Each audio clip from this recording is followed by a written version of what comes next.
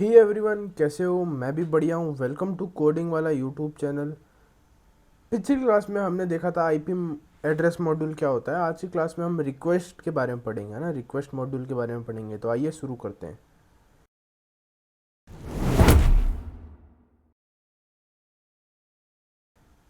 सबसे पहले मैं क्या करता हूँ, एक नई फाइल बना लेता हूँ। जिसका नाम होगा request module dot P Y. ये मैंने क्या किया, एक नई फाइल क्रिएट कर ली, है ना। अब हम पढ़ते हैं कि रिक्वेस्ट मॉड्यूल क्या होता क्या है ना। देखो, रिक्वेस्ट मॉड्यूल क्या होता है। रिक्वेस्ट मॉड्यूल एक एच लाइब्रेरी है ना। ध्यान से समझना। रिक्वेस्ट मॉड्यूल एक एच लाइब्रेरी है जो हमें इंटरनेट पर, जो हम किसी भी डेटा को गेट, पोस्ट, पुट, डिलीट जैसे रिक्वेस्ट सेंड कर सकते हैं, है ना। किसके थ्रू? रिक्वेस्ट के थ्रू। रिक्वेस्ट हमें एबिलिटी देता है कि हम किसी भी डेटा को गेट, पोस्ट, पुट, डिलीट जैसे और भी काम हम कर सकते हैं।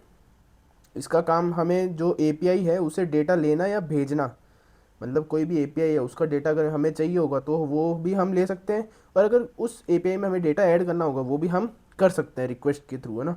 तो कैसे करेंगे वो देखते हैं। सबसे पहले हमें क्या करना है, उसको डाउनलोड करना पड़ेगा, है ना। रिक्वेस्ट मॉडल इनबिल्ट नहीं आता, तो पहले हमें उसको क्या करना पड़ेगा, इंस्टॉल करना पड़ेगा। इंस्टॉल कैसे करते हैं? बेसिकली मैं टर्मिनल पे जाऊंगा और लिखूंगा पिप इंस्टॉल और लिख देंगे रिक्वेस्ट। तो ये क्या करेगा, रिक्वेस्ट को कर लेगा इंस्टॉल, है ना। अब मेरा रिक्वेस्ट इंस्टॉल हो रहा है। अच्छा, मेरा पहले से देखो इंस्टॉल्ड है, इसलिए ऑलरेडी सेटिस्फाइड बता रहा है, वरना आपका वाला इंस्टॉल होगा। चलो, अब जब हमने इंस्टॉल कर लिया है तो सबसे पहले हम देखते हैं इंपोर्ट कैसे करते हैं। इंपोर्ट करना हमें आता है। मैं बोलता हूँ इंपोर्ट कर दो रिक्वेस्ट को। किसको इंपोर्ट कर दो? रिक्वेस्ट को इंपोर्ट कर दो, है ना। सबसे पहले हम देखेंगे कि अगर मेरे को कोई एपीआई में से कोई डेटा मेरे को चाहिए होगा तो वो डेटा मैं कैसे लाऊंगा, है ना। मान लो मेरे पास कोई एपीआई होगी, जैसे मैं बोलता हूँ रेस्पॉन्स नाम का वेरिएबल बनाओ जिसमें मैं बोलता हूँ रिक्वेस्ट रिक्वेस्ट डॉट गेट। अगर मेरे को कोई एपीआई की में डेटा चाहिए तो हम किसका यूज़ करेंगे? गेट का यूज़ करेंगे। अब हमें वो एपीआई की लिंक देनी पड़ेगी जिसमें से हमें डेटा चाहिए। जैसे मेरे पास एक कस्टम एपीआई पड़ी है, मतलब ये कहीं पर भी ऑनलाइन भी अवेलेबल है ना। आप इसको ऑनलाइन सर्च करोगे तो आपको भी ऑनलाइन ये मिल जाएगी, है ना। डेमो के लिए मैं ये एपीआई का यूज़ कर रहा हूँ। मैं क्या बोलता हूँ कि जो मेरे को रेस्पॉन्स मिला है प्रिंट कर देते हैं। प्रिंट किसको करते हैं? रेस्पॉन्स को, है ना। सबसे पहले रेस्पॉन्स को प्रिंट करके चेक कर लेते हैं। मैं क्या बोलता हूँ कि Python request module dot P Y को रन करो। देखते हैं ये क्या हमें रेस्पॉन्स देता है ना। हम क्या कर रहे हैं, इस एपीआई में से एक डेटा को हम कलेक्ट कर रहे हैं, चेक करते हैं क्या मिलता है हमें, है ना। थोड़ा वेट करना पड़ेगा, थोड़ा लोड हो रहा है। अगर ज़्यादा टाइम लेता है तो वापस से कर लेते हैं, है ना। वापस से इसको रन करके देख लेते हैं। मैंने वापस से रन किया तो ये देखो क्या आया, रेस्पॉन्स 200, है ना। ये 200 क्या है? ये 200 एक कोड होता है, वो भी हम आगे बात करेंगे, है ना। तो मेरे पास क्या कुछ रेस्पॉन्स तो मिल रहा है मेरे को, है ना। अब मेरे को चाहिए कि रेस्पॉन्स के अंदर भी मेरे को उसका डेटा तो चाहिए। तो मैं क्या बोलता हूँ, रेस्पॉन्स के अंदर डॉट टेक्स्ट, यानी जो भी डेटा है उसको प्रिंट करो। तो अब चेक करते हैं क्या डेटा मिलता है। देखो, मेरे को जो टेक्स्ट था वो मिल गया।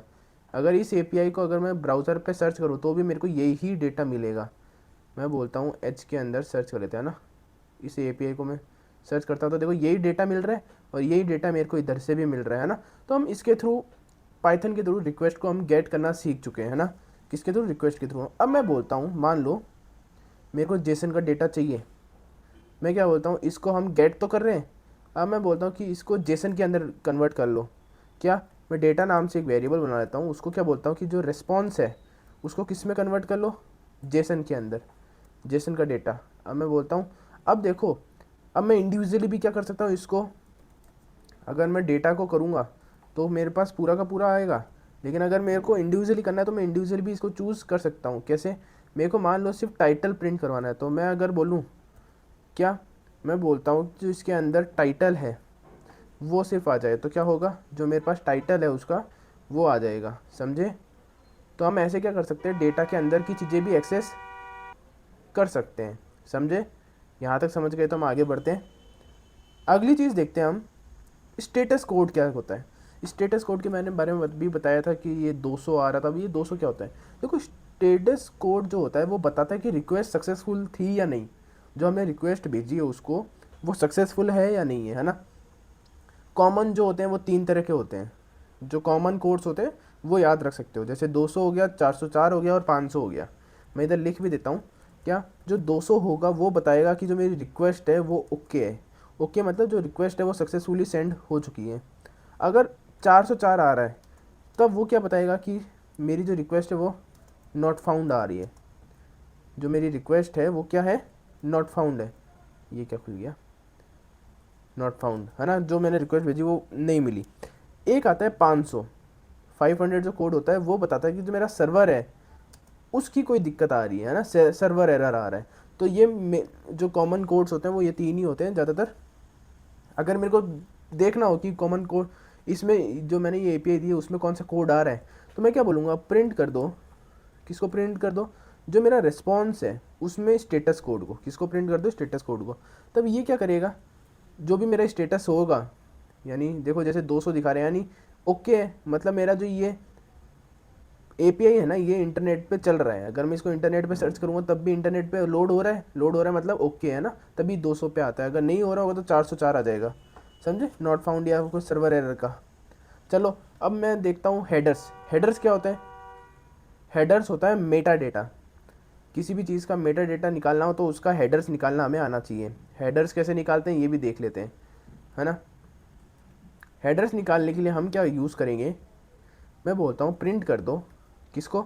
जो मेरा रिस्पॉन्स आ रहा है उस रिस्पॉन्स को, उस रिस्पॉन्स के अंदर जो हेडर्स है उसको क्या कर दो, प्रिंट कर दो। तो ये क्या करेगा, जो भी मेरा हेडर्स है, यानी देखो ये रहा पूरा का पूरा डेटा, कब ये बना था, कब इसको अपडेट किया गया है ना, वो सारा डेटा मेरे पास आ जाएगा। किसी भी चीज़ का मेटा डेटा के लिए उसका हेडर्स पता होना चाहिए। अगर हमें हेडर्स पता चल गया है तो अब मैं क्या कर सकता हूँ, कस्टम हेडर्स भी क्या कर सकता हूँ, उसको जोड़ सकता हूँ, है ना। मेरे को अगर कस्टम हेडर्स ऐड करना है तो वो भी मैं कर सकता हूँ। कैसे कर सकता हूँ ये चेक कर लेते हैं। मान लो अगर मेरे को खुद का कस्टम हेडर ऐड करना है तो मैं कैसे ऐड करूँगा। मैं बोलता हूँ मेरे को ये जो रिक्वेस्ट है उससे पहले मैं बोलता हूँ कि मेरे एक हेडर्स नाम से वो बना लो, अब क्या बोलते हैं, डिक्शनरी बना लो हेडर्स नाम से। और उस डिक्शनरी का बोलता हूँ कि जैसे मान लो यूज़र एजेंट करते हैं ना, यूज़र एजेंट इधर होगा, इधर हम ढूंढेंगे तो इधर मिल जाएगा यूज़र एजेंट नाम का। तो मैं क्या करता हूँ, यूज़र एजेंट, यूज़र एजेंट, और यूज़र एजेंट की वैल्यू खुद की कस्टम वैल्यू दे देता हूँ। क्या मैं बोलता हूँ, कुछ भी दे दो, जैसे मैं बोलता हूँ माई ऐप, और वर्जन मैं बोल रहा हूँ 1.0। मैं मान लो मैंने कुछ भी इंफॉर्मेशन दे दी है ना। मेरे को अब इसको करना है, पोस्ट करना है, तो मैं इधर आगे कॉमा लगा के क्या बोल दूंगा, जो मेरा हेडर्स है उसकी वैल्यू क्या हो जाएगी, ये जो मैंने हेडर्स बनाए उसकी वैल्यू ये हो जाएगी। अब अगर मैं बोलूँ प्रिंट करूँगा किसको, जो मेरा रिस्पॉन्स है उसको जेसन में, तो चेक करते हैं अब क्या आता है। वेट करते हैं, रिक्वेस्ट एक्सेप्ट हो रही है, तो ये देखो ये मेरा आ रहा है ना, रेस्पॉन्स का मेथड 200 आ रहा है, मतलब जो मेरा काम है वो हो चुका है ना। अच्छा इसको ब्रैकेट लगा के वापस से कर देते हैं ना। हाँ अब मेरा डेटा आ रहा है, ये देखो मेरा पूरा का पूरा डेटा आ गया। और इसमें क्या है कि जो मेरा हेडर्स है वो भी ऐड हो चुका है। तो अगर मेरे को हेडर्स ऐड करना है तो अब मैं किसकी मदद लूँगा, एक खुद का हेडर बनाओ और उसको इस तरीके से क्या कर दो, ऐड कर दो। समझे यहाँ तक? अगर यहाँ तक समझ चुके हो तो आज के लिए इतना ही, है ना। इसका थोड़ा और बचा है, वो हम कवर करेंगे अगली क्लास में, पार्ट 2 में, है ना। पिछले 2-3 दिन से हमारी क्लास हो नहीं पा रही थी, थोड़े से बिज़ी हो गए थे। अब रेगुलर क्लासेस वापस से आएगी, है ना। धन्यवाद।